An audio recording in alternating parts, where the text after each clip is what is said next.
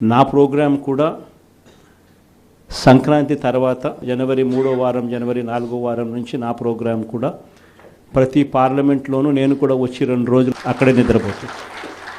ప్రతి బుధవారము ప్రతి గురువారము ఒక్కో పార్లమెంట్ నియోజకవర్గంలో అక్కడే ఉంటా. బుధవారం 3 నియోజకవర్గాలు, గురువారం మరో 4 నియోజకవర్గాలు, మొత్తంగా ఆ 2 రోజులు అక్కడే ఉంటూ శుక్రవారం కూడా అవసరాన్ని బట్టి అదే జిల్లాలో ఉండే కార్యక్రమం చేస్తూ ఉన్నాం. ప్రోగ్రాం కూడా మనం పెట్టబోయే ప్రోగ్రాం పేరు కూడా కార్యకర్తలతో జగనన్న పార్టీ బలోపేతానికి దిశానిర్దేశం అనే పేరుతో ఆ ప్రోగ్రాంలో పార్టిసిపేట్ చేసే కార్యక్రమం చేస్తా ఉన్నాం. యుద్ధం అంతా ఎలా ఉంది అని అంటే విపరీతమైన చంద్రబాబు నాయుడుతో యుద్ధం చేయడం లేదు. మనం ఓ ఈనాడుతో యుద్ధం చేస్తున్నాం, ఓ ఆంధ్రజ్యోతితో యుద్ధం చేస్తున్నాం, ఓ TV5తో యుద్ధం చేస్తూ ఉన్నాం. వీళ్ళందరూ కాకుండా ఒక చెడిపోయి ఉన్న ITDP అనే ఒక వ్యవస్థతో కూడా యుద్ధం చేస్తూ ఉన్నాం. వీళ్ళంతా ఏంది, రోజు డైవర్షన్ పాలిటిక్స్, నెల నెల ఒక డైవర్షన్ పాలిటిక్స్. ఒక అబద్ధం వేస్తారు, ఆ అబద్ధాన్ని మనం తుడుచుకోవాలి. ఈ రకమైన డైవర్షన్ పాలిటిక్స్తో రోజు యుద్ధం చేస్తూ ఉన్నాం.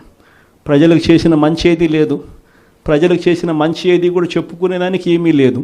కాబట్టి మట్టేయడమే, బురద వేయడమే అదే పనిగా పెట్టుకున్న ఒక వ్యవస్థతో యుద్ధం చేస్తాం.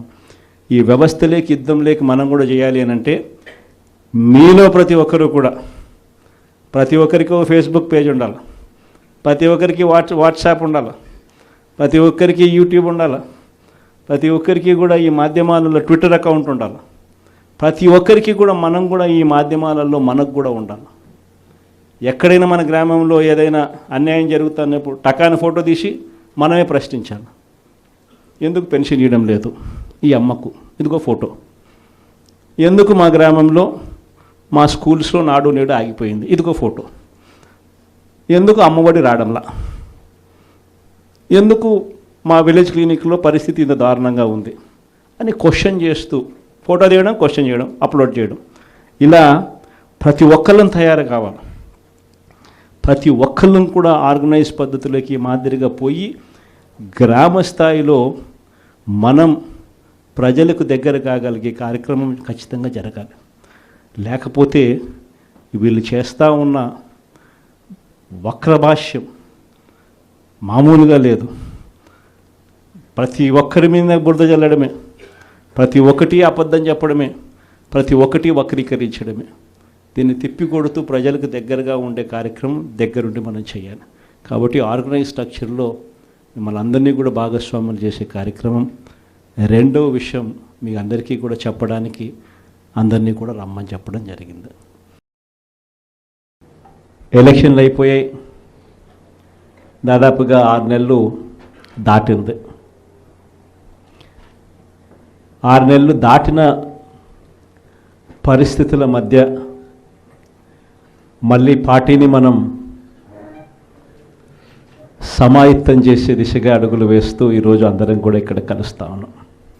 ప్రజలందరూ కూడా ఈరోజు నిలదీసే పరిస్థితిలోకి ప్రజలంతా వస్తూ ఉన్నారు. ఏమైనా 15,000 అని చెప్పి చిన్నపిల్లలు అడుగుతూ ఉన్నారు, ఏమైనా 18,000 అని చెప్పి వాళ్ళ అమ్మలు అడుగుతూ ఉన్నారు, ఏమైనా 48,000 అని చెప్పి ఆ అమ్మమ్మలు అడుగుతూ ఉన్నారు, ఏమైంది ఆ 36,000 అని చెప్పి చిన్నపిల్లలు ఉద్యోగం కోసం ఎదుగుతూ ఉన్న పిల్లలు అడుగుతూ ఉన్నారు, ఏమైంది మా 20,000 అని చెప్పి రైతన్నలు అడుగుతూ ఉన్నారు. వీళ్ళకి ఎవ్వరికీ కూడా చంద్రబాబు నాయుడు అనే వ్యక్తి, వాళ్ళ పార్టీకి సంబంధించిన క్యాడర్ సమాధానం చెప్పలేని పరిస్థితిలో వాళ్ళ పార్టీ, వాళ్ళ పెద్దలు అందరూ కూడా ఏం చేస్తూ ఉన్నారు, డైవర్షన్ పాలిటిక్స్. ప్రతిరోజు ప్రతి నెల ఒక టాపిక్ తీసుకొస్తారు, ఏదో ఒక టాపిక్ తీసుకొచ్చి గోబల్స్ ప్రచారంలో భాగంగా ప్రతి ఒక్కడు దాన్ని అందుకుంటారు. ఓసారి తిరుపతి లడ్డు అంటారు, ఇంకొకసారి జూన్లో ఋషికొండ భవనాలు అన్నారు, జూలైలో శ్వేతపత్రాలు మదనపల్లి ఫైల్స్ అన్నారు, ఆగస్టులో ముంబై నటి నా పేరేం పేరు కాదాంబరి అన్నాడు, సెప్టెంబర్లో ప్రకాశం బ్యారేజీని బోట్లతో ఢీకొట్టి గేట్లను పడగొట్టాలని చెప్పి మనం ప్లాన్ చేసినామని అంటాడు.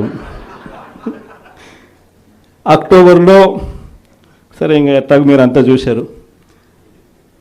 నా కుటుంబాన్ని తీసుకొచ్చినాడు. నవంబర్కి వచ్చేసరికి బడ్జెట్పై దృష్టి మళ్లించడానికి 14 లక్షల కోట్ల అప్పులు అని చెప్పి, డిసెంబర్లోకి వచ్చేసరికి ఇప్పుడు కొత్తగా మీరు అంతా మనం చూస్తూ ఉన్నాం, రేషన్ బియ్యం అంటానండి. ఇప్పుడు కొత్తగా కనిపిస్తూ ఉందా రేషన్ బియ్యం అని చెప్పి. ఇప్పుడు నాకు నిజంగా ఆశ్చర్యం అనిపిస్తుంది ఆ రేషన్ బియ్యం కథలీలు చెప్తా ఉన్నప్పుడు. ప్రభుత్వంలో ఎవరున్నారు అని, ప్రభుత్వంలో మనం ఉన్నామా, ప్రభుత్వంలో వాళ్ళు ఉన్నారా అని నాకు అర్థం కాల.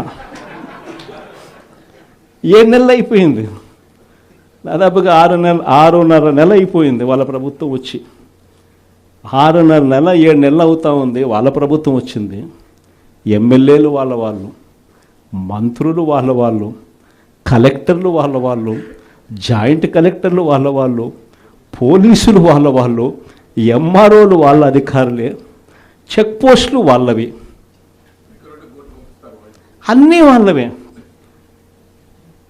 ఇవన్నీ దాటుకొని మళ్ళీ పోర్టుకు వచ్చింతే పోర్టులో కస్టమ్స్ అధికారులు,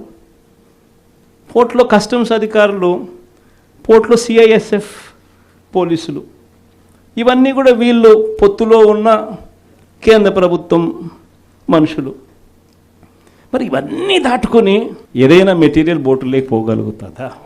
ఆశ్చర్యం ఏమిటంటే ఈయన పోయిన బోటు